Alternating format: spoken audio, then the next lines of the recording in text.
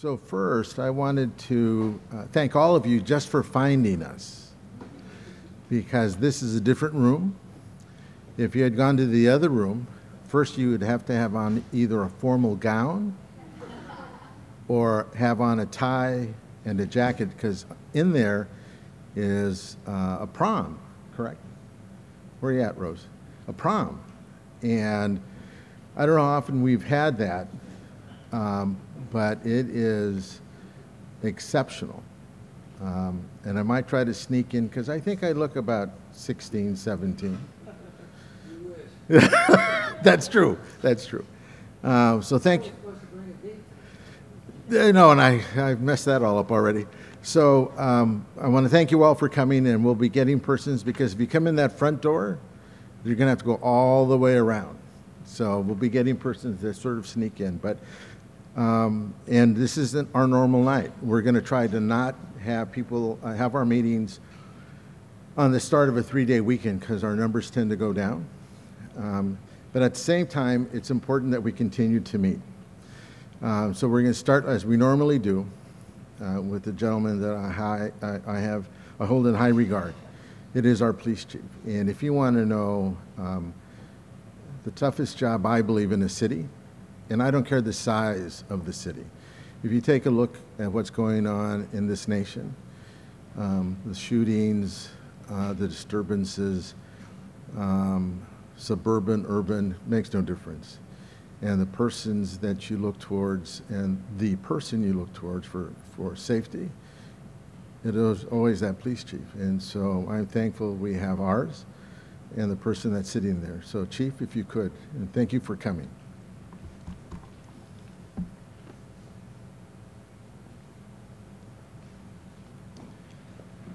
Thank you, Bob, and good evening, everyone. If we would all please bow our heads and pray with me. Lord, thank you for allowing us to gather here today. Grant us patience and understanding as we discuss difficult issues that affect our communities. And grant us the courage to discuss achievable solutions to these issues. Lord, we are here today because we care about our communities and each other. Allow us to continue supporting one another so that our families and we can live in peace and harmony. Thank you for what you have provided us, and we ask for your blessing now and in the days to come, O Lord. Amen.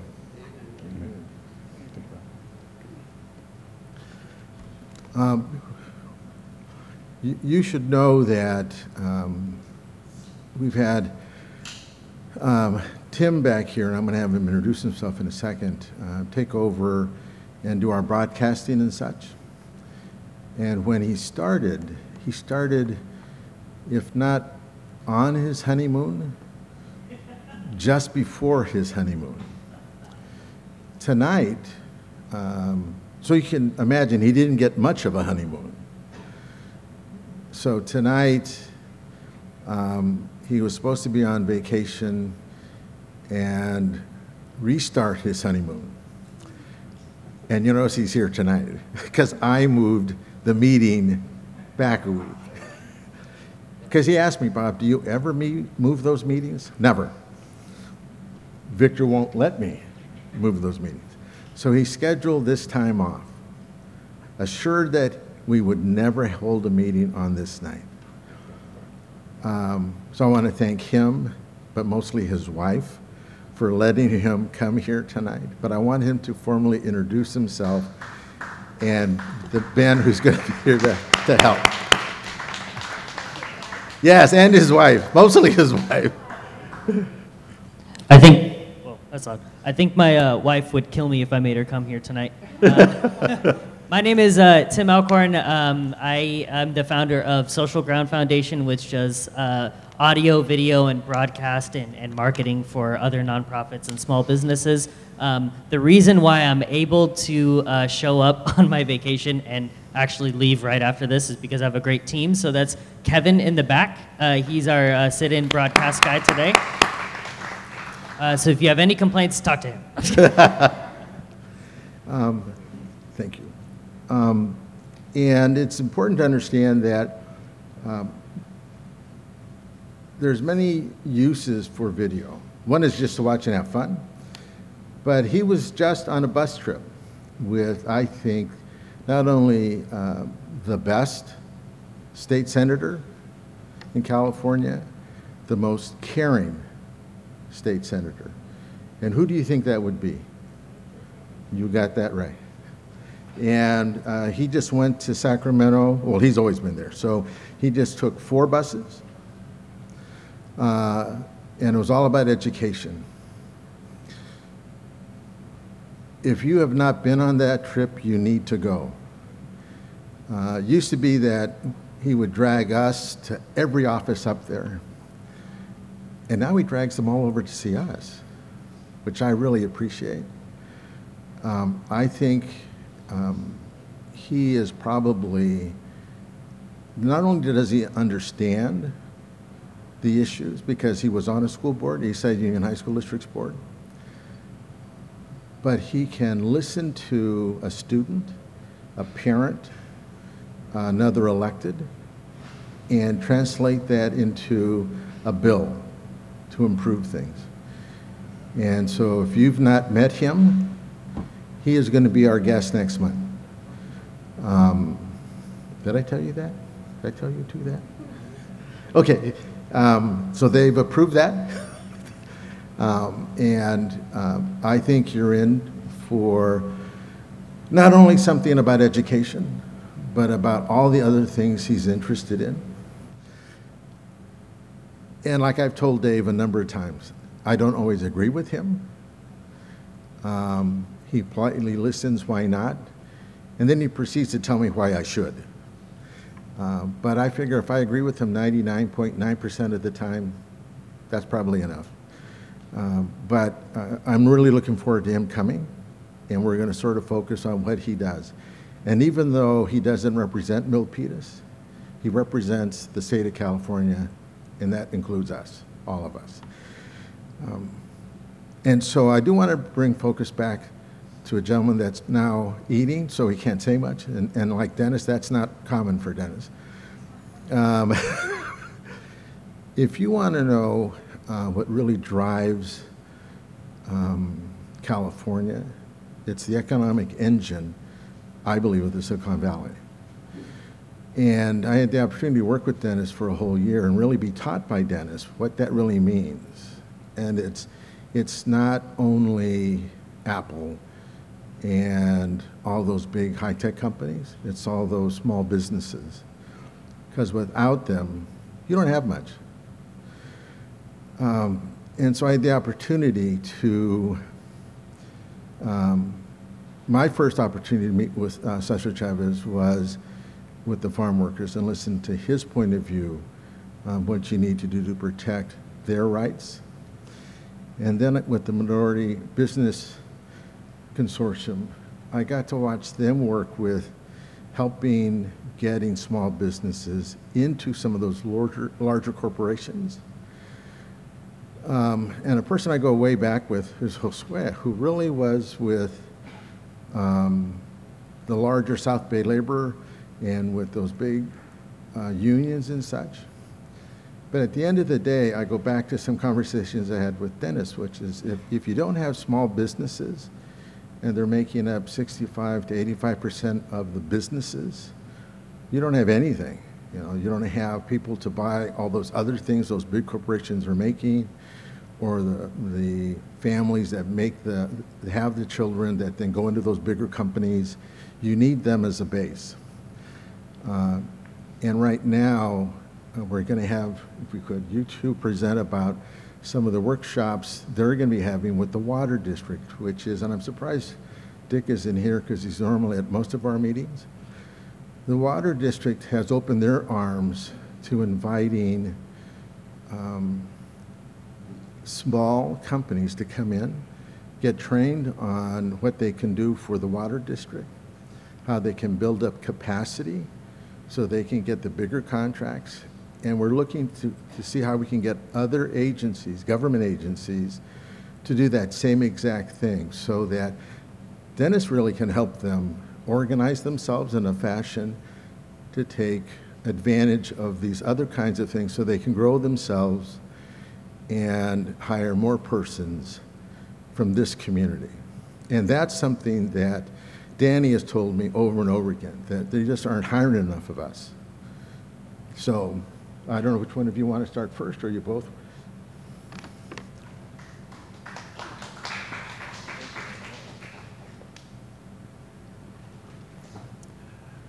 How you doing? I am Reginald Swilley from Minority Business Consortium, and yeah, there's some flyers here that, let me keep one of them, so I won't say the date wrong. Minority Business Consortium, we are a for-profit company that, you know, if you look at everybody's website, they have diversity, equity, and inclusion on their websites. And my position personally is that nobody is really doing that.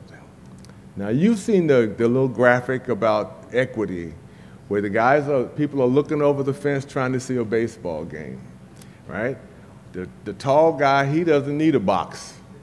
But the next guy, he can't see over it, and the little guy cannot see nothing, right?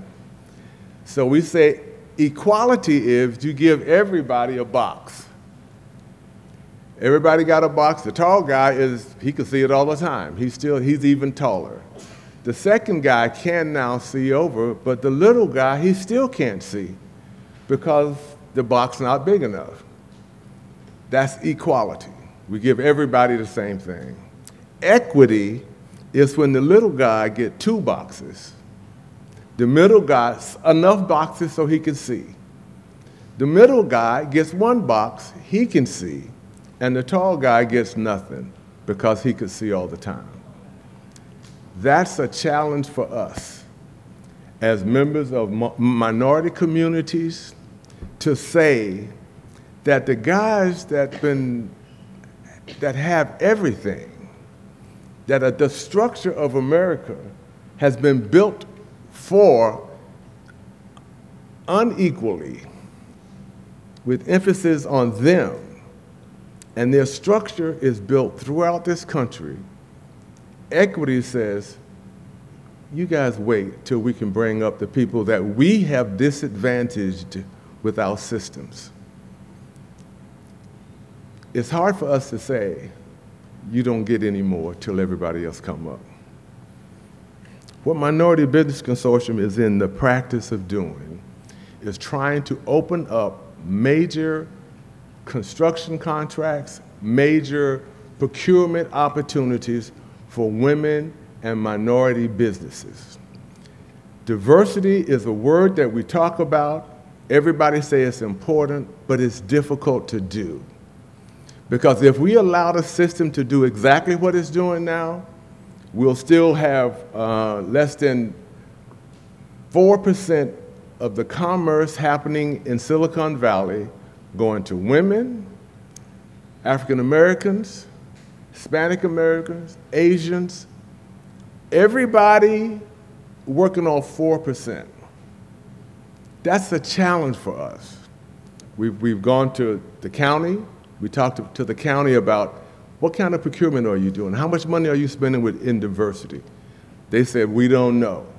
We helped them put together a plan. They did a study, and it's about to come out now. We hope some policies be changed. We did the same thing with the city of San Jose. They did nothing. They did a study. We hope some policies will change. VTA hired Minority Business Consortium to work on a $7 billion subway that's going underground. $7 billion. The Water District is about to do $4 billion worth of work. They're doing dams. They're doing a pipeline from Palo Alto to San Jose. There's $100 billion worth of shovel-ready work about. The Google project that's happening, $7 billion of public and private money about to be spent in Silicon Valley. This is the commerce circles that we work in. And the public side is our tax dollars. And is it asking too much for us to have access to it, the contracts? There are too many construction companies around here that have been working for years that's never had a contract with the county. It's never had a contract with the airport. It's never had a contract with the city of San Jose. It's never had a contract with VTA. And the few that have had 1 or 2 contracts are not in the real cycle. So developing a system that says there will be full diversity throughout all these contracting opportunities takes a different view. God bless the work that my brother Dennis is doing. He's helping business be prepared on every level to take that on. But if they don't get the contract, they get prepared for nothing. If they get 1 contract, they get prepared for nothing. So we're trying to change the system. This flyer is about the work that we did with the water district to say, we want to help change your system. The water district said, we are embarrassed, we want to change the system. Now, to me, the door is wide open. I might go crazy. I don't think I can do everything I want to do there.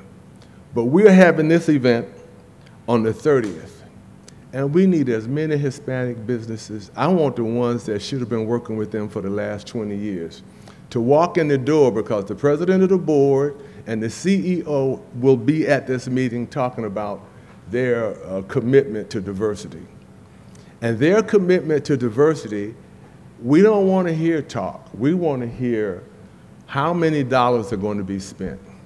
They hired us, and they keep saying, we don't have a program. You're going to help us build a program. Listen, my prayers are being answered if they follow through with that. But there is no way they can spend $4 or $5 billion over the next 10 years, and our children and our grandchildren don't have an opportunity to fit into this pipeline. Right? These businesses, they've been small for the last 15 years. That is not how business is supposed to work in capitalism. They're supposed to be small, they're supposed to have more and more opportunities, and they grow big. And there should be some businesses all along the continuum. White young guys, Hispanic, black, women, everybody should be on that continuum. And what has been happening over the last 30, 40 years is it's been bifurcated. The people in the middle are disappearing. The big guys, they got it all. Their profits are going up 15 and 20% year after year after year, and they are cutting everybody's throat in the middle. They take losses on projects. We've been looking at people, when we were working this system out for the BART tunnel coming under San Jose, a lady called and said, the system says that these major contractors can only get a contract if they have certain percentage of diverse contractors inside their pool. So let's say they get 3 or 4 businesses to come in and they got a $16 million piece of it, right? They get 20% of that going to the small business. Your business get a contract, oh my goodness, I'm gonna be able to work on this for the next 5 years. You buy a couple of new trucks, you hire a couple of new people because I'm gonna be on this project for the next 5 to 10 years. And what happened? They do a change order, and you are gone. Now, you're in worse shape than you were before you started. You got more employees, you got equipment that you can't use, and they have been destroying businesses. I'm hearing this on the phone as I'm setting up this process for VTA. We put in this BART program that you cannot have a change order that disadvantages her. If she has to be taken off this project, you're going to have to put another woman or minority contractor in that spot. So you don't have any motivation to get rid of her. Now, your motivation is to make sure she's succeed. And if she succeeds on this project that our tax dollars is going through, she'll be better in 5 years than she is now. Those are the systems that minority business is putting into place. Ro Khanna has asked us to try to put this into the transportation for the whole United States, this program. And we're working on trying to figure out how to do that and get paid for it. But we're working out trying to figure out how to do that. Now, we have these meetings. We've had them all over the Bay Area. San Francisco, oh, we had a big giant one up at the Warriors Stadium on the outside with the big screen. It was wonderful. We have listened to some of these major minority contractors. They said, these are where the potholes are. These are where, like, the change order. These are what our issues are, like not paying us for 6 months. If you got your employees working, you got 10 to 15 people working on a major contract and you don't get paid for 4 or 5 months, you got to go get a bank loan. Now your profit is going to the bank interest. So we put in 15 days. You got to pay 15 days. Your company is bigger than VTA. You can swing these payments. And if we have to make an adjustment somewhere down the road, we will. There is many issues. Listen, the reason our communities are not, when the census say, what's the average income in the black community, in the Hispanic community, in the Asian community, in the Vietnamese communities, every time you see those numbers, it's shameful. And what is the wealth of our average families? The African American wealth has gone down since 1975. The wealth, right?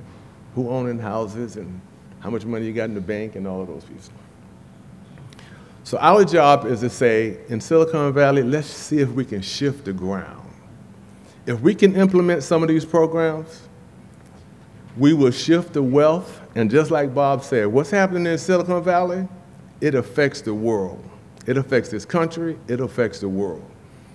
So if you know contractors, if you know young people in college that want to start a business, dentists know all the pieces about how to start a business. But what we are trying to do is figure out how to change a system so that when they start their business, they'll have access to their own tax dollars from these public agencies so that the communities on the east side and the south side can be built as well as the one on the west side. So our challenge is, listen, I appreciate the work. I always bow to Victor and to Bob for the work that's going on. But it is time to shift this economy. And the economy has to be shifted. We have got to say that. We got to say, let's shift the dollars. Let's shift the dollars. Because if, hey, as your family income go up, your education levels go up, right? Your health goes up. Everything goes up, right? And we're trying to patch things with anemic economic systems in our community. And it's a shame that we're in 2023 and this message I have to be doing this work. I appreciate you. I love Connection. I love La Raza. My heart is here with you. Continue to do the work. Blessing, my brother.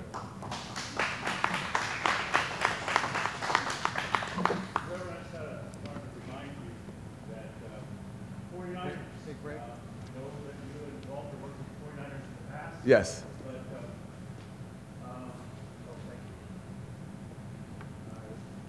They just got a $120 million grant or loan from the NFL. They're going to bring the Super Bowl here, Super Bowl 60. Yes. And I know you guys were instrumental in helping the Levi Stadium, yes, the York family get this. I think it was the scoreboard or the seating. Yeah, we did all the seatings in the stadium. It was an African American company.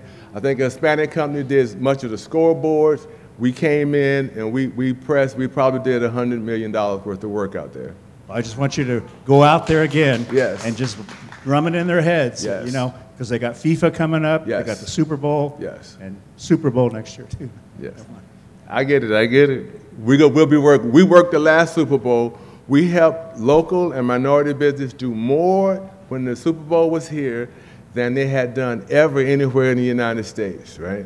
We were trying to get them to hire us to go to the next ones, but they didn't. It is difficult. It's difficult to get people to give up the dollars, right? They want to do it. Well, they say they want to do it, but they don't do it very well. My name is Danny Garza. I sit with the State of California Department of General Services. I also sit with the Small Business Advisory Council. Yes. I also sit with the Department of Transportation Small Business Advisory Council. And everything you're talking about, we need. We already have prompt pay, but it's the upper management that doesn't enforce it. Now, I have problems with for-profit in our minority community. Okay. Too many times I've seen funding go in and never get back to us, and that's okay. I don't know your project. Yeah. And at the state of California, I've never heard of you.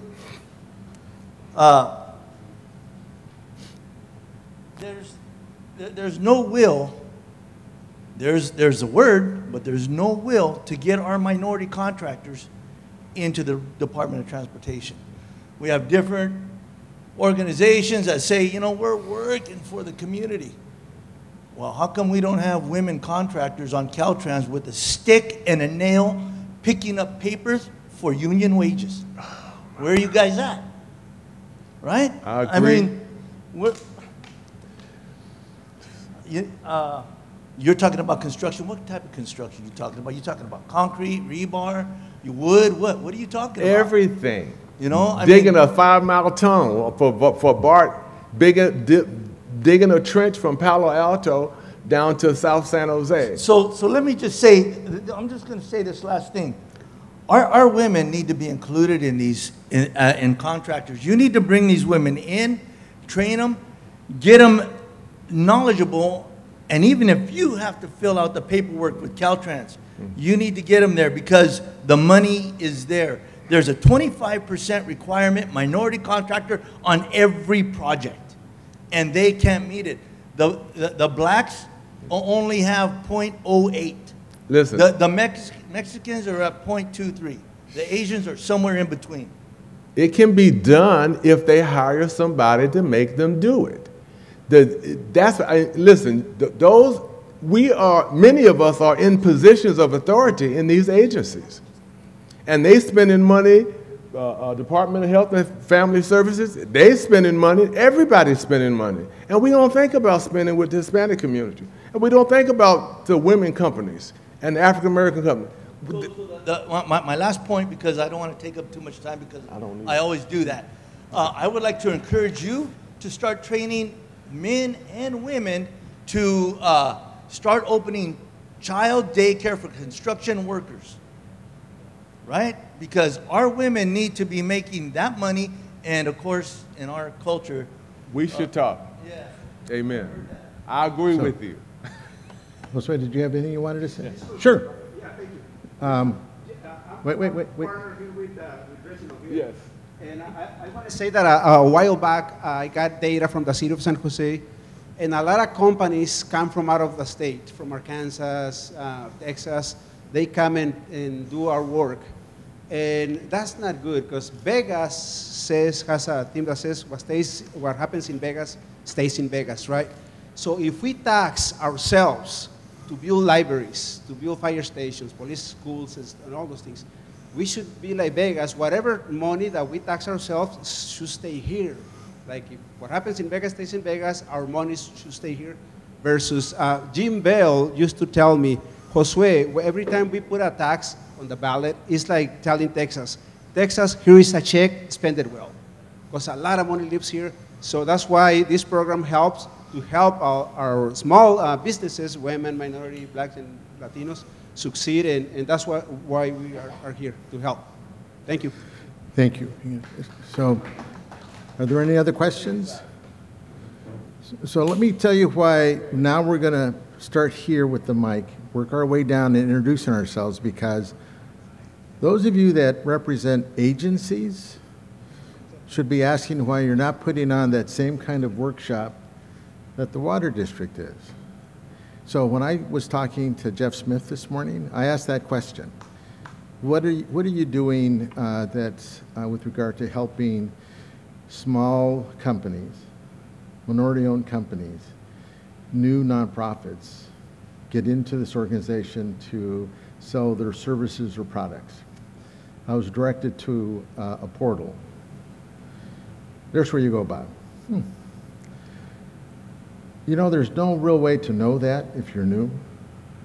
And to direct somebody to a portal that literally, if you go to that portal, it feels like you're dropped down that rabbit hole that there's no real outcome. You're just sort of free falling. So in my own experience, granted it was maybe 3.5 minutes, I didn't find that very helpful. And that's the county. But as you go through and you introduce yourself, you should be asking, what could you do as the county, the state, the community college district? Just go through and what could you do to really help your agency open up to the kind of organizations and companies that could benefit this community. So we're going to have you introduce yourself and the agency you're with. How do you like that? Good transition. Victor told me to do this, by the way. Hi everyone, my name is Javier Ortega. I work for Supervisor Otto Lee as a policy analyst for Santa Clara County. Thank you. Jason. Uh-huh. Malalele, everyone. My name is Roy Tongilava. I'm a board member with South Pacific Islander Organization. We are a very small minority. We make up less than 0.002% of San Jose. Just throwing that out there. And I'm also with the Office of Senator Cortese. Hi everyone, I'm Stephanie. I'm also here from Senator Cortese's office. I'm a district rep along with Roy. Pass it on to Karen. Thank you. I'm Karen Martinez, and I sit on the Evergreen San Jose City Community College Board. Hi, Elizabeth Stewart, CEO, owner of Kingdom Family Resources, a contractor here in the county as well. Hi, Marcia Hovey, Executive Director of Cadre, which is a nonprofit disaster relief organization. Dr. Peter Nguyen, I'm a family medicine here in East San Jose. Dennis King, Hispanic Chamber of Commerce, Small Business Development Center. You ask, why aren't we doing it? We are doing it, as a matter of fact. I've been working with Reginald and your partner for, I don't know how many decades, I'm losing track. We've been walking and knocking on the same doors and the same walls for a very long time. We've taken a particular niche. We're saying, okay, that's the future. Who's taking advantage of it? Who's getting ready? So what we're particularly focused on, beyond the grant programs that we've been working on to help small businesses survive these difficult times, we're saying, how many people are working for these general contractors, the big players, who deserve to be their own boss? And so we just finished last night, session 7 of an 8-week program. We've got some 25 people that has gone through the program, and these will be the next generation. And we hope, as we keep working with you in the community, to find other people who already work for these contractors, who really know their stuff, but they're in the umbrella of some other organization, the billionaires that essentially run this county, to say, okay, let's get them the resources, the training, the connections, to say, the future, we need you to help build it. Jorge Tuhi, Kanakraka, Julie Dominguez. Hi everyone, my name is Julie Dominguez, and I'm a member of the Wick-Maloney tribe for the San Francisco Bay Area, and here as a tribal ambassador.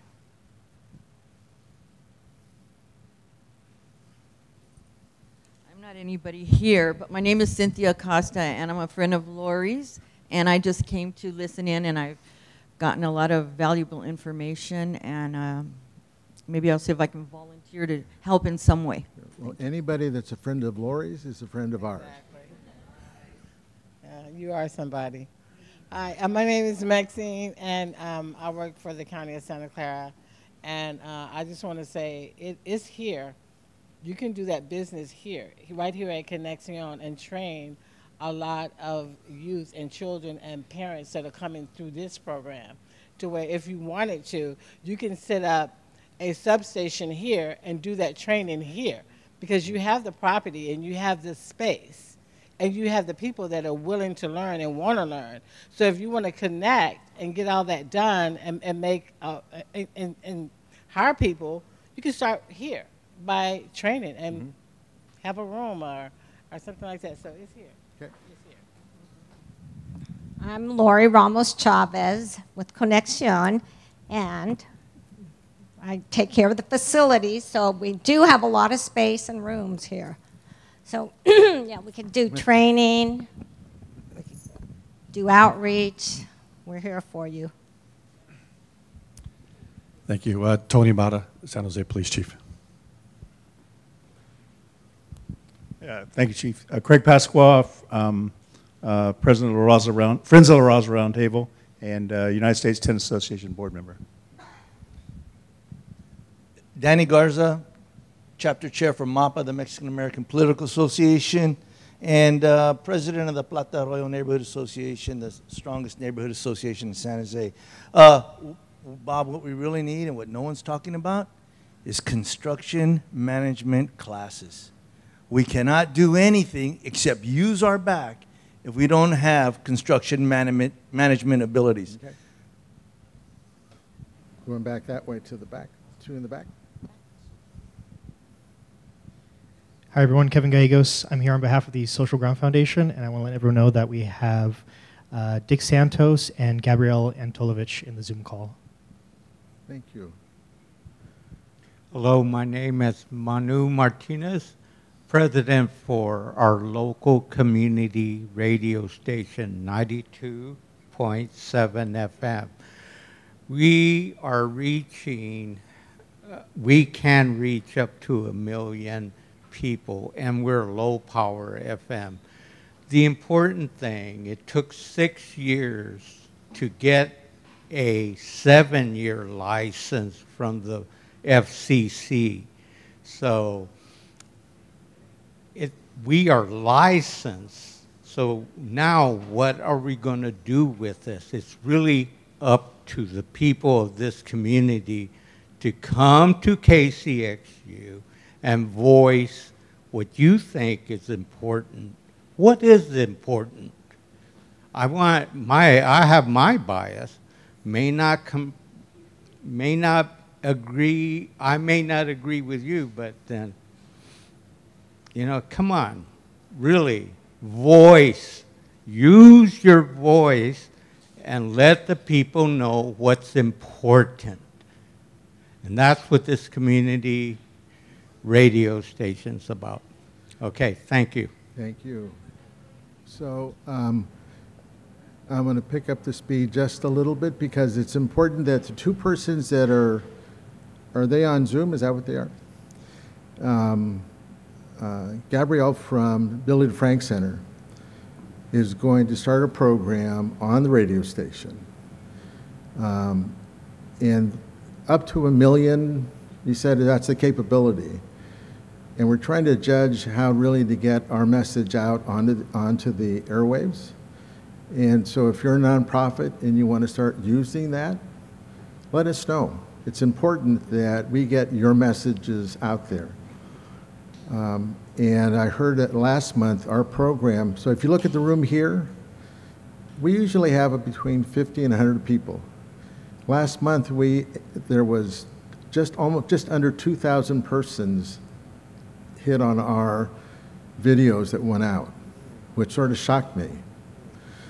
But it says that that number keeps growing and that our message is getting out. And it is important that we continue to get all of your messages out. And you heard it was Dick Santos from the Water District, and I said at the start of this, he never misses, and said I should have known he'd be on here someplace. And where this program is at on that Wednesday, June, the May 30th. Yeah, May 30th is at the Water District. See, I got the date, the time, and everything else wrong. It was going to be there because he listens to the community and is always instrumental in moving that organization forward. And we'd like to make sure that we help all of you do that same thing in your organizations. But, so Dan, I'm going to go back to your comment, Danny, and that is construction management, architecture, all of those things. How many of you here graduated from a community college? Okay.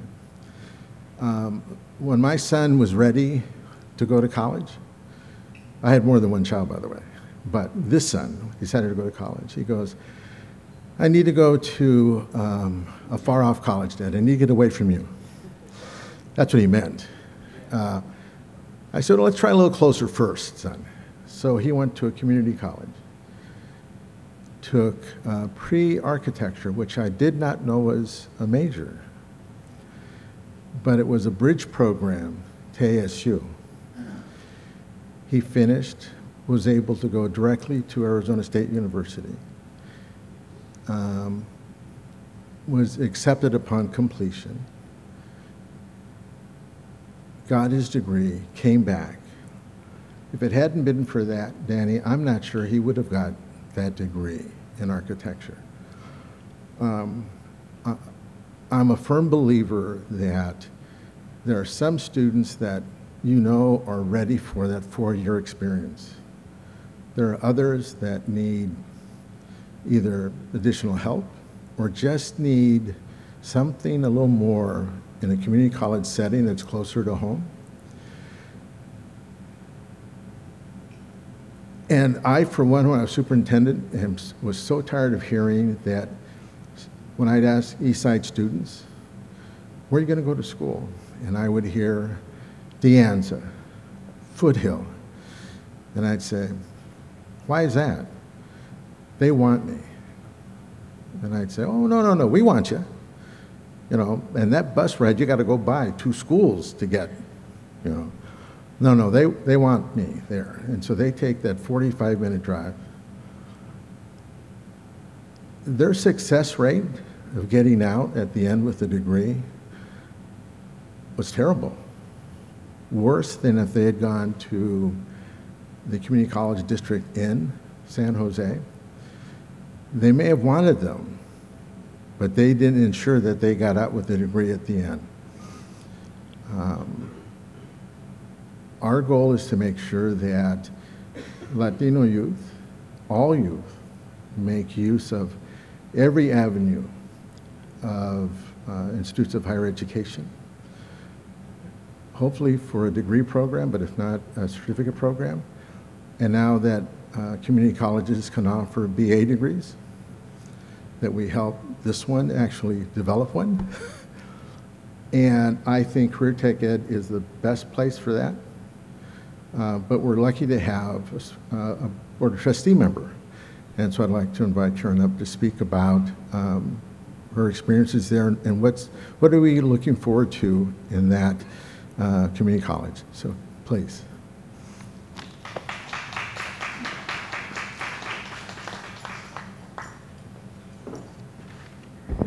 So good evening.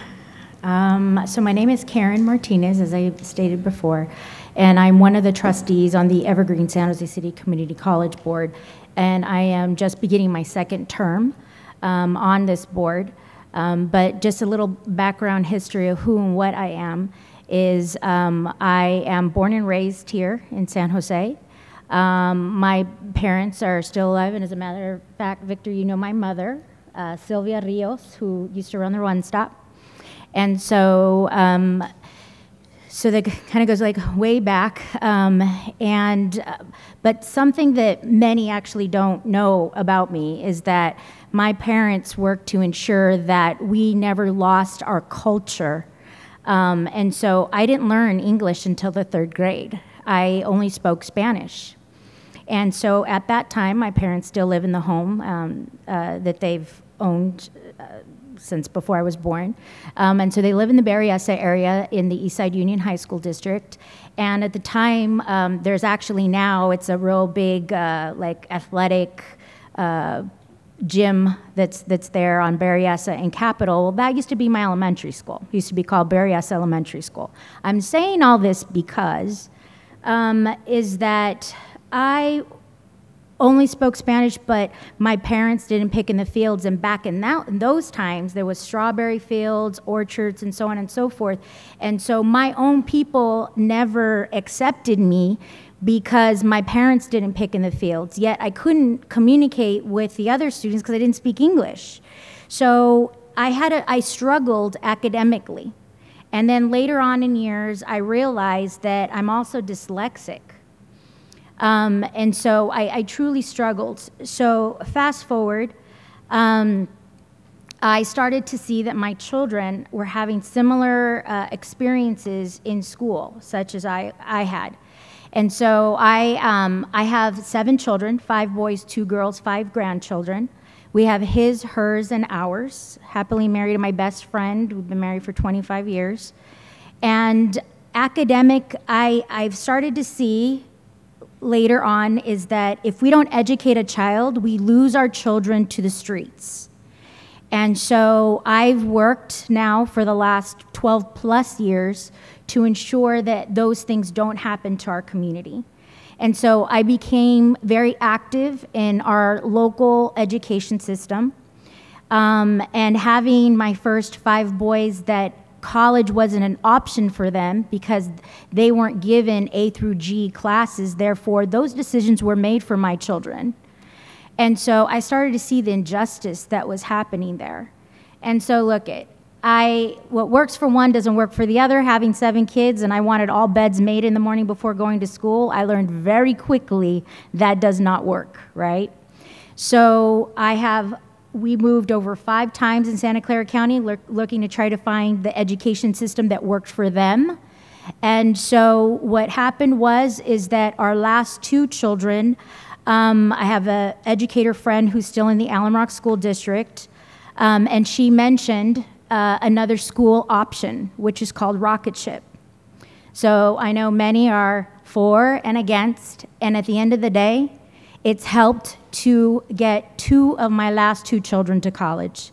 And I have to tell you, I am a proud mother sitting up here right now because I'm about to go to Cal Poly Pomona on Wednesday and watch our daughter graduate college with honors, I might add, and come back to be an educator in our community. And that's due to the work that this community does, because it takes a village to raise a family and it takes a village to help support our children to get to that next level. And so why I have then, as a matter of fact, let me just back it just a little bit, is that I also sat on the Allen Rock School Board for 2 terms. And that was a very lonely time for me, extremely lonely time for me, because I've been very public about this. I believe that there's been a lot of personal interest, and I believe we don't have enough oversight of what happens on school boards to ensure that our public dollars are properly being utilized in supporting our children, specifically of color. So needless to say, but it was a great experience for me, and it's helped develop who and what I am today. But I sit on the community college board because I believe that we need to provide options to our children. And what I'm working to do currently on our college board is to ensure that our students have what other affluent areas in our community have, such as dual enrollment. My goodness. Some might even ask, what is that? Well, what it is on the other side of town in Cupertino, Los Gatos, and Palo Alto, when they graduate high school, they graduate with an 8A degree. I think that is a darn shame, the fact that we don't know that. We've been overlooked, we've been underserved historically, and we need to work to do something about that. And so I have worked since my last term and in this current term, and I'm not proud of many things because I'm a type A personality, and anything that I do I find flaw in, so it's never good enough for me, and that's why I say that. But I am proud to say that I did this. I worked to ensure that we developed a policy that we are working to expand our community college into East San Jose so that we can actually work to support our students to help them get into whatever type of field that they want and to have dual enrollment access, because I actually believe that our children are equally smart and, as a matter of fact, probably a lot more resilient than most, because we have to overcome and thrive. And unlike others that are more influent communities. So in AP classes that some get to have within the Eastside Union High School District, that doesn't work for all kids. And when we put children in AP classes and they fail, they then believe that they are not college material. And I have to tell you, they are wrong. They are, as a matter of fact, college material. It's just they haven't been told that historically.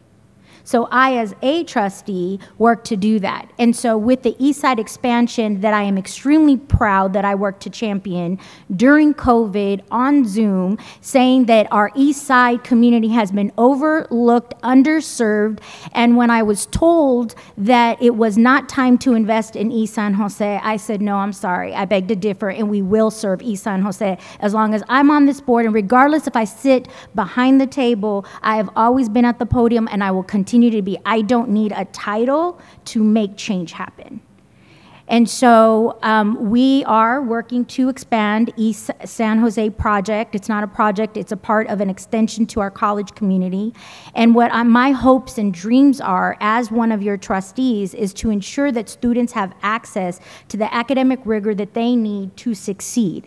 Now that could be dual enrollment, that could be different type of certificated type of education, but I want everybody to be able to have those options and choose what's best for them, and not us choosing what's best for our children, because that happened to me as a mom. Someone told me that my children didn't need A through G credits, and it's like, no, yes, they did. Let my children, let us decide if we can afford college or not.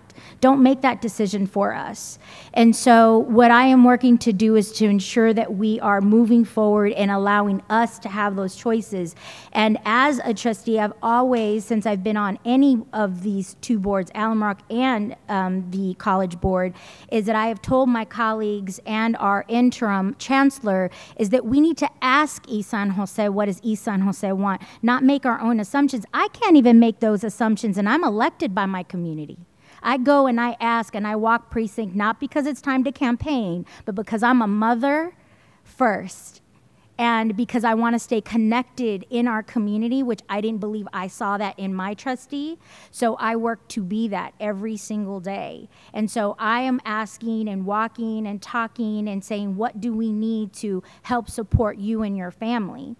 And so, and what I'm finding is we need more options. And so I want to address the fact is that we at the community college, my perception as a trustee, because I don't speak on behalf of the board, but I speak on behalf of myself as a trustee on the board, that I do not believe we have been a very solid partner.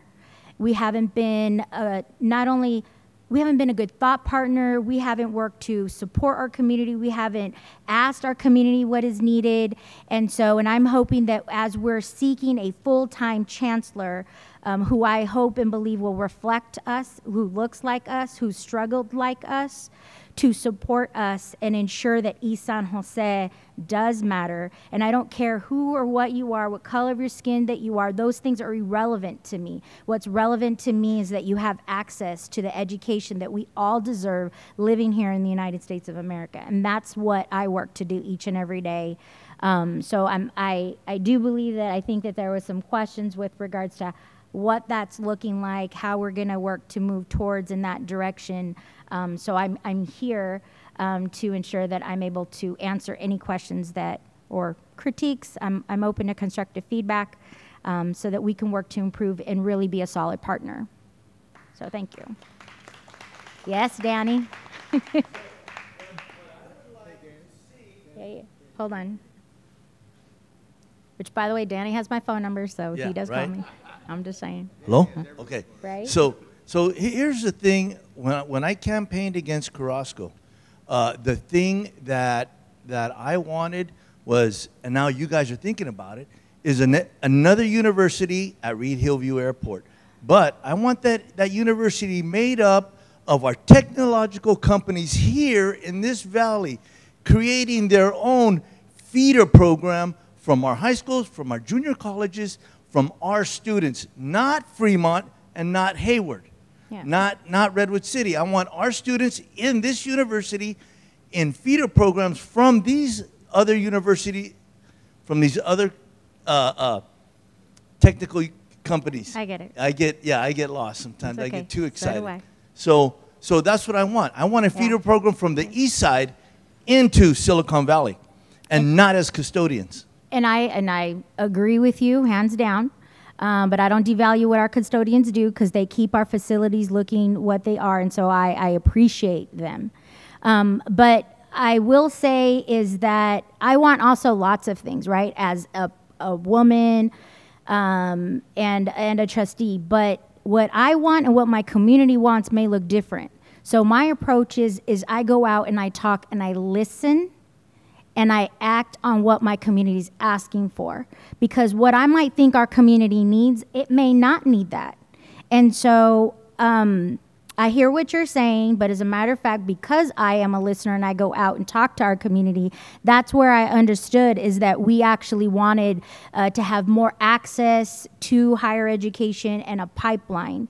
And so therefore, that is why I work to champion the East Side expansion, because I listen to what the community asks, wants, and needs, and I'm working to ensure that those outcomes happen by us opening our extension of our community college. And with regards to Hillview, I am with you. I'm with you. But, and thankfully, we have, you know, an amazing county representative, and Cindy Chavez has been extremely supportive. And, you know, I know that if she could and plant us there, she would. But the reality of that is going to take some additional time to work to get that land situated of what it needs to be for us to get there. But in the meantime, you know, we are working to try to talk to other school districts like Alum Rock and Eastside Union are the two in particular that, because they do have land. But Alum Rock has been very closed off to not reutilizing Moxa Youth Center. And that's a shame, because that blight that goes on in my community, because I can walk from there to my home if I wanted to, it's a little stretch, but I can, is that it's a blight from the freeway. And that wouldn't be happening in any other part of town, but let me tell you, it seems to happen in East San Jose all the time. But I need you then to talk to your representatives over there and have them partner with us and let us use that location in the old Moxa Youth Center. And as a matter of fact, when I was on that board, I worked with Beautiful Day that at the time was willing to invest $1 million into that facility with union labor, and it was turned down because I actually was the one who brought that forth. So we need to check who's on these boards, and we need to make sure that when we elect one another, that we're holding one another accountable. And that's something that I've always asked my community to do, is hold me accountable, because I need to be the same Karen Martinez when I won my first election in 2012 that I am today in 2023. And I work to do that every day, and my family does hold me accountable, but we need to do the same with all who are elected. Yeah. Okay. Thank you very much. Yeah.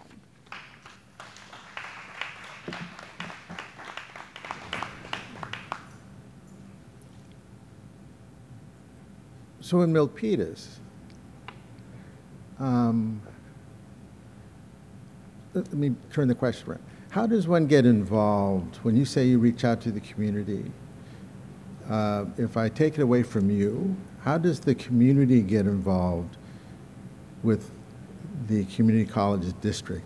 I have lived in Milpitas for 24 years. I've gotten two things mailed to me about how great the extension is that was in there. That's the only thing I've ever gotten from that district. Never a request for an opinion or come and tell me what you think. So I'm just trying to figure out, do I have to go look at a portal like the county's asking me to do, or do I wait someplace, or? I'm just, how would the normal community member get involved? Well, so one is that we have... You can get the mic.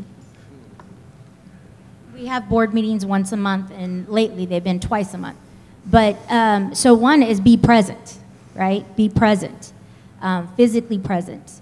You can also, write to voice your opinion and reach out to us like you reached out to us, and I am here.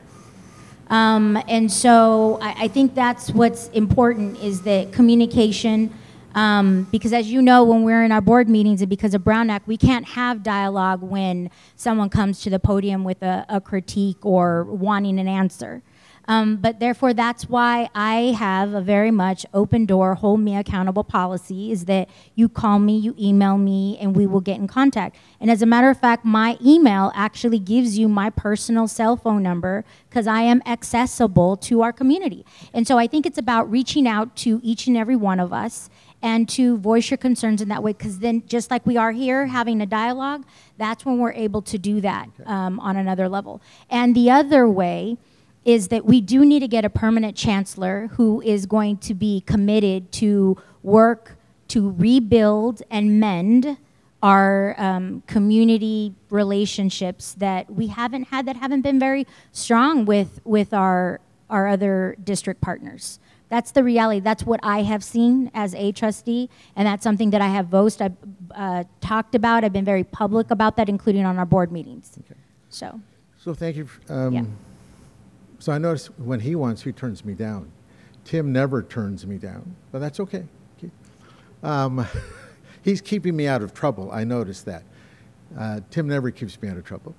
But thank you for that, because a personal opinion,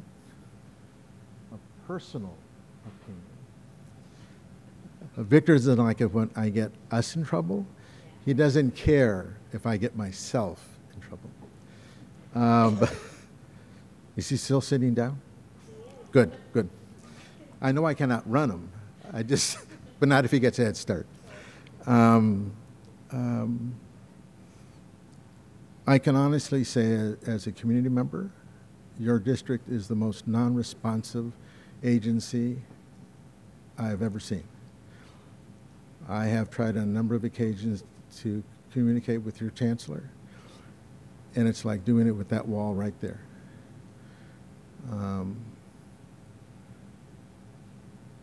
So I can't hardly wait till you get somebody that actually is a person. Thank you. So we're going to move on. I'm going to keep that to myself, Dennis. Is he still sitting down? Oh, good. I know it because he knows somebody that works there.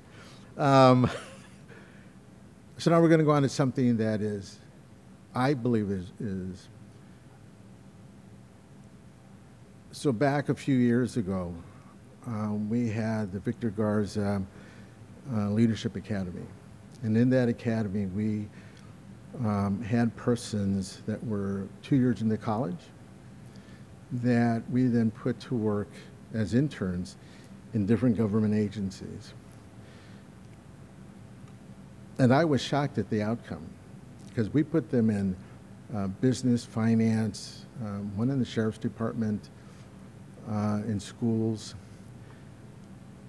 And the largest number of negative responses we got was in social services. Persons that had gone to school for 2 years that would come back after 1 to 2 months in that department that said, this isn't what I thought this job was supposed to be. And it shocked us, really. We weren't prepared for that response. And we had to provide some assistance to them and figure out, what do we do with that? So we're glad you're here, Wendy, to talk about some of the things that are going on, but it allowed us to understand why it's so difficult to recruit positions there. We have no answers out of that, but it helped us better understand why it is so difficult, because it was across the board for 3 years. I know that's a lousy lead, and I apologize, but I did want to keep carrying that around and not at least share it with somebody. So first, a huge thank you to both Bob and Victor for letting us come into your house and have this conversation.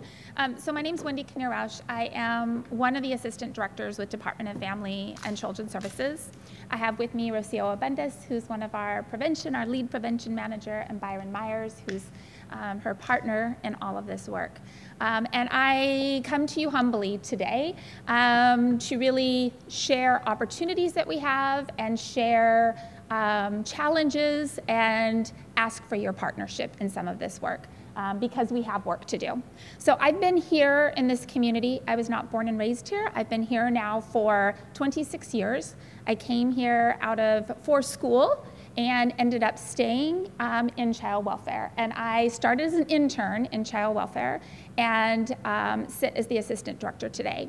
And in that journey, I am not happy with myself for some of those parts in that. But it has been a journey of learning this community, learning what's needed, learning the challenges that exist within this community, learning the bureaucracy in what exists, owning that, and trying to be part of the change. So I come humbly before you for that. I bring to you an opportunity that things are changing in the world of child welfare in a variety of ways. I'm really glad Bob partnered with the county and challenged us around our hiring process. It is not an easy job to enter, and we need to make sure that those are doing the work with our most disadvantaged in the community look like those from the community and are from the community, because those are the ones people are going to respond to you.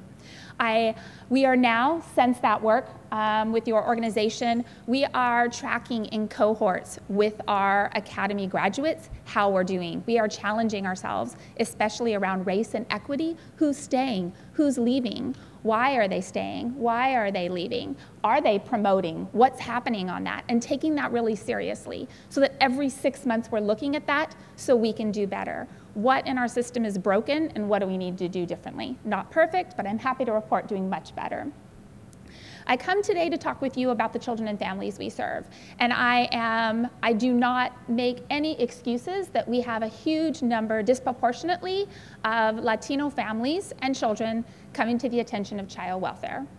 Our next most disproportionate population is our Black, African American, and African ancestry. Something we are doing is not working. So thank you, Reginald, for bringing up, it is about equity. I think oftentimes we do the same thing for every family, and that's not going to work for every family. We need to know that this is about challenges for families and needs and going as far upstream as possible. We don't want to have families come to my attention in child welfare. I don't want to have families come on our door. That's the least thing that we want. We want to move upstream into communities so that families have what they need and they don't come to our attention. Just like special education is needed, it's a broken system to wait until they fail to get them the resources. I could say the same analogy about child welfare, that it's broken and until someone does something, then we give them help. When a family says I need something and knocks on a door, there's not necessarily a way to get all the resources that they need, and that needs to shift. And things are changing on a national and a federal level. There are opportunities to start to look at things differently. And so that's what I wanted to bring to you today, that we want to be part of that change. We have an opportunity to leverage differently and move upstream as much as possible. And that means going out to community and hearing from communities, what do you need and the way you need it. And it's not going to be easy because, as we've heard, anything with government and bureaucracy, right, it's going to be your bigger businesses that are going to get those contracts. How do we go down to the lowest level for grassroots organization? What works for one community might not work for another. So how do we get that information? How do we partner with you around that? I'm here to unequivocally tell you that we are challenging ourselves around collaboration. How do we collaborate differently? How do we do this differently? How do we challenge ourselves on race and equity at every single level, from decision making to who we hire, to the services we do, to what it looks like for every family. I'm here to tell you that we're about community voice, we're about family-driven process, and we're about trauma-informed practice. Now that's not easy, and those are a lot of big pie in the sky, but we're asking for your partnership to hold us accountable, to partner along with us, to celebrate things that may be working well, and to help us figure out some things that might not. And so with that, I want to invite Rocio to give us just a piece of what might be happening around our Families First initiative and mandated supporting versus mandated reporting, to just plant some seeds, and then an invitation for some things that might come next. I'm not sure what's left to say after that. That was awesome. So I just want to emphasize, not only is there an opportunity, there is a need to address disproportionality in child welfare. It's a desperate need. And what I'm excited about is that Santa Clara County has been very progressive in investing in prevention. And so I've been, oh my gosh, I've been at DFCS for 8 years now, and my background is not social services. My background is in public health. And the exciting thing about that is I'm able to apply the concepts of prevention to child welfare. And that is really what Wendy and here are here to really promote, is the importance of prevention and trying to help serve our families in community and not in our systems. And the only way we can do that is together. There's no way that DFCS can do that alone. Absolutely not, because the disproportionality existed before those children, youth, and families come to us. They're part of a community. They're part of schools, healthcare, childcare, economy, jobs, all of that. And so by the time they come to us, they've experienced life. And so the only way we can address that is collectively. So the opportunity is about working together collaboratively and figuring out how can we prevent our children and youth from coming into our system and supporting them. So definitely this is a call for help and support. Wendy also mentioned a shift towards mandated supporting. So there are folks in the field that are what they're called mandated reporters. Those that work with youth have to report if they suspect abuse. And the shift is around mandated supporting. And how do we make sure that those folks that are obligated to call, that they know about the resources? Because some of those calls really aren't about neglect and abuse. It's about poverty. And it's about need. And it's that these callers may not know of the resources or may not know how to navigate the resources or how to connect those kids to the resources. And that's a huge shift. And that's not just Santa Clara County, that's statewide. And so I'm super excited about that, because we're going to have to challenge ourselves as to how we train the reporters how to report and how to access those resources. We do have a unique opportunity. It's called the Families First Prevention Services. We are in the midst of planning prevention for Santa Clara County, not just child welfare, with probation, with behavioral health, with public health, with the County Office of Education, and many other partners. How can we create one plan to do this prevention work? And so we're in the midst of doing that. And Wendy had mentioned the importance of community voice. That doesn't end when the plan goes in, which is July 31st. It's ongoing, and we have a commitment to shift our plan as we see needs shift. And so if you see specific needs out in community that we in DSCS can address, we need you to tell us. We need to try on things new. We can't keep doing the same things over and over. The disproportionality has not shifted at all.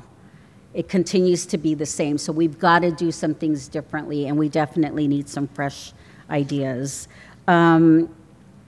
Let's see. I'm trying to think what else I want to say. There's so many things to say. Just the last thing, and that is about the prevention work, and that is again, trying to serve families and community. So we do want to partner with schools. We want to partner with CBOs, the community-based organizations, with our judicial system, with our first responders, with all of those folks out in community to figure out how to serve our families. Again, serving families in community. So anyways, this is really just an open invitation for conversation.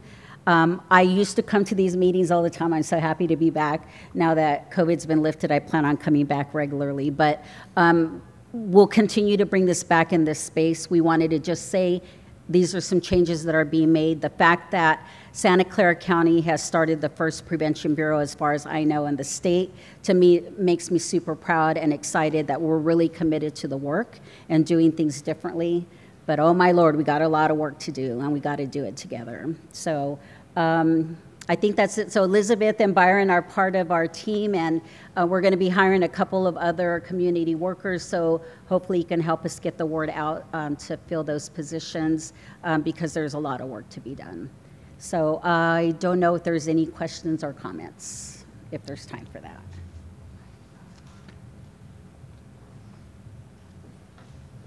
Thank you. I just want to say I think it's just about time that all these departments came together because it's been a long time coming.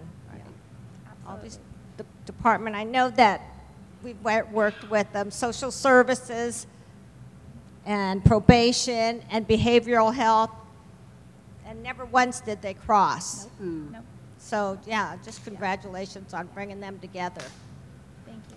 And just so you're aware, it's actually a state mandate that every single county in California needs to be doing this and working on this together and developing. And it's not easy work, right? We are very siloed, we are very different systems, but we're in it and we're challenging one another. The acronym that we use is how are we sharing risk, responsibility, and reward for families? So how are we sharing our funding, our resources, all of those things so that families are not experiencing us as different organizations and having to navigate their way. So hold us accountable for that.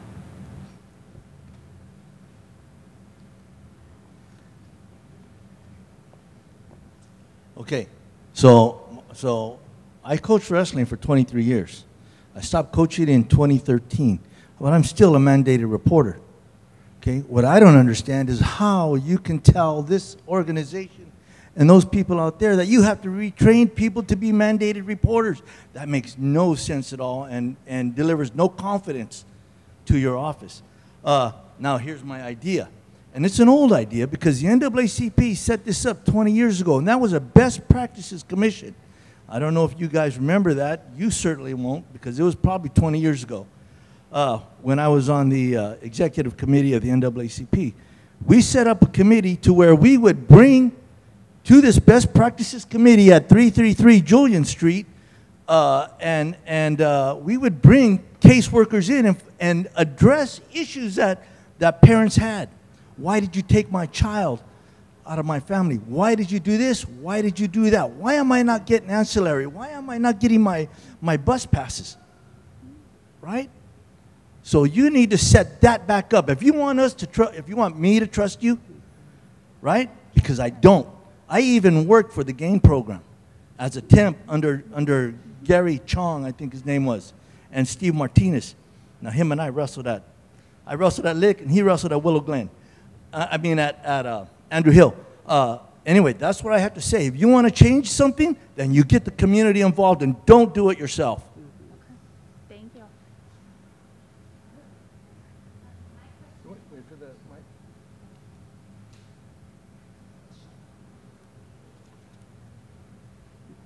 mic. I just want to say is that as a trustee, I would love to be a partner, a thought partner, and hopefully we can work to figure out how and where within our district in particular that we can host some of these maybe town halls, have conversation. But what I would want to make sure that is done, because we talk about these issues all the time, is for us to set a very strategic plan of how we're going to work to execute the needs of the community. And so in my day job, I actually work with Escuela Popular, and we are currently having an influx of migrant newcomers that are coming. And I can tell you hands down, I can give you a list of things that we need to best support families that are coming in, as well as students, children that are unaccompanied minors that need some additional support and resources that we honestly don't currently have, that we need to work to have. And so I'd love to continue this dialogue and conversation, but I want you to know as one of the trustees on the Community College Board that you have a partner in me. And so I hope that after this meeting we can exchange contact information and work to actually do something to better our community, one family at a time, right? Thank you so much. Thank you.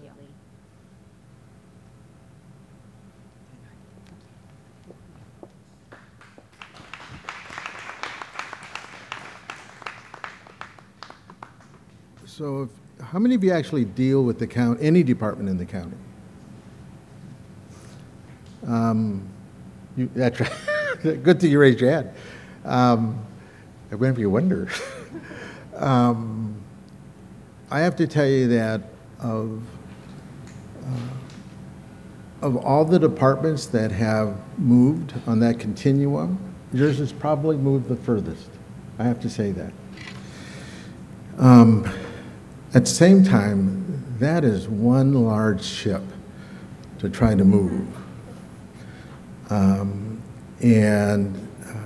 It is confusing almost every time you go there to know who to ask for what, and they get moved to somebody else and to somebody else.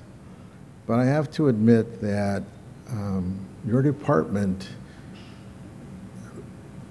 is the least likely to move you someplace. They take ownership of whatever it is, and have worked out a pathway for you to have your voice heard.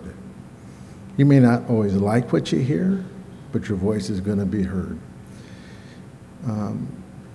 And one of the things that Victor and I have done is we have an ongoing monthly conversation with that division director. And now it's going to be Daniel Little. And so we are going to start making sure that all of you have avenues, the kind of organizations you are. And believe me, the elected officials at that level always get personally involved, more so than city council members, more so than other elected officials, because it really is a job to them. It isn't, a part-time elected thing. And what I have found at the Board of Supervisors, they are persons that care about the individuals they're serving.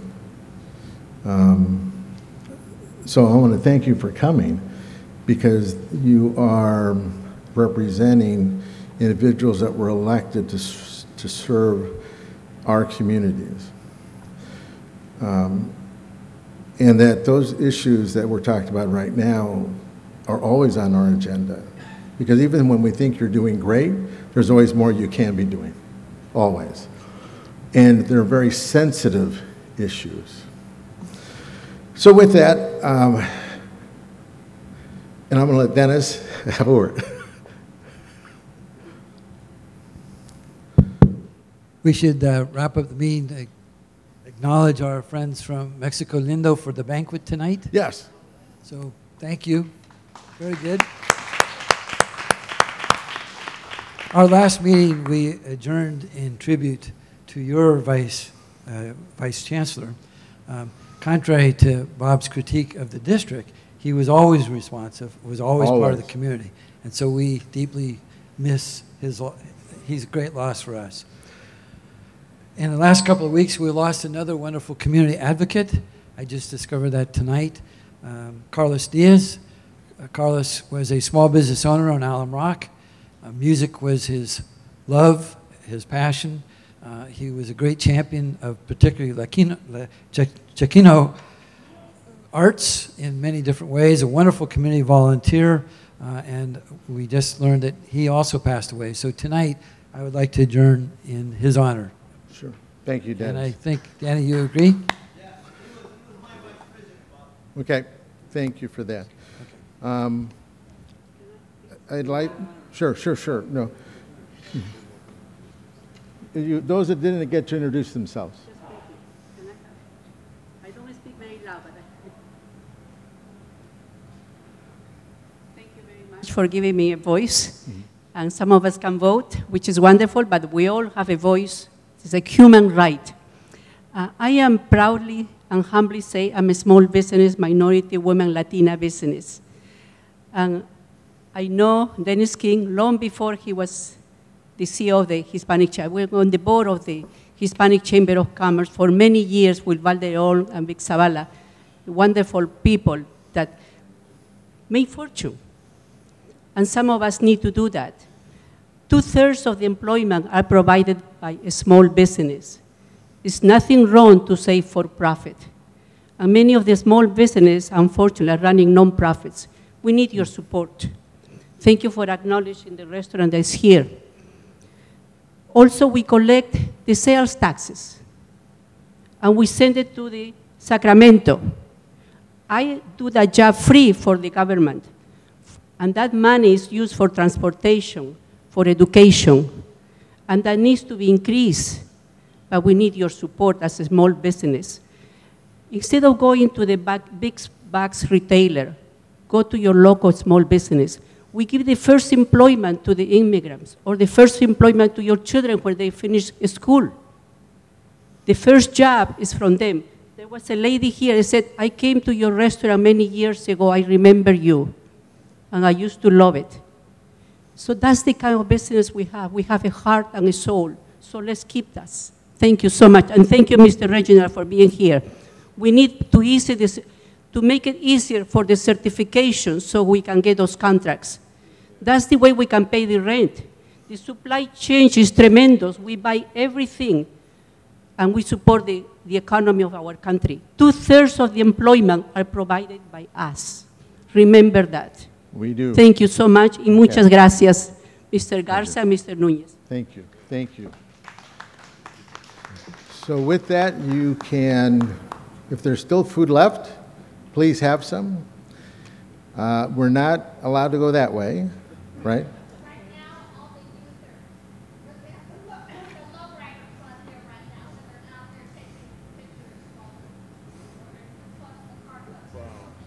Okay.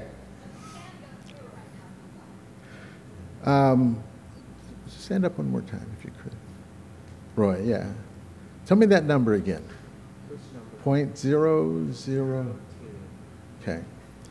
You have to know in education that if you're below 0.02, you don't show up on the charts. And what that really tells a community, that you don't exist. So when I was on Milpitas Unified School District's board, our African American community was 0.016. And when I looked at the chart, they said we have no African American students. And I said, I know that's not true. And they said, well, you know, if you're not 0.02 or above, we don't have to include you. And I said, yeah, we do. So be real careful when you give that, because if you're automatically you sort of think, well, then you don't exist. Well, really, that's not true. And the more that's emphasized, the more it sort of erases you from consideration. And it always used to just irritate me to no end that somebody could be erased that quickly.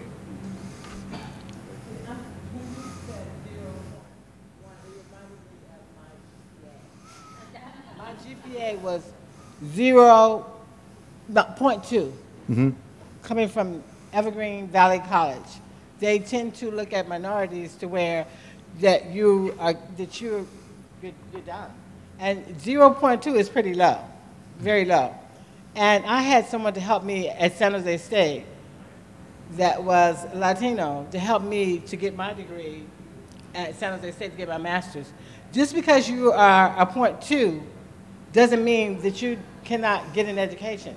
And that's the problem that we look at our young kids. We think that they are dumb and don't understand, and they're out in the streets and they're partying and they're doing everything. But when they come into the system, that opportunity to help them to learn is not, it's not there. Yeah. It's not there. So sometimes we just gotta, we can't look at the fact that a student or a kid doesn't want to learn, because they do.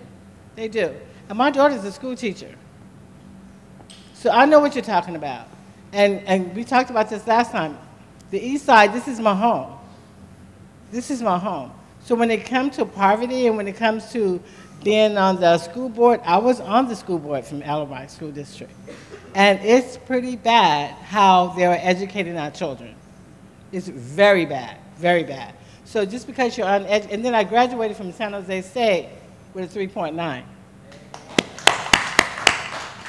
Thank you all very much. Oh, yes, sir. Yes, yes, go ahead. Right there. I want to see how many miles you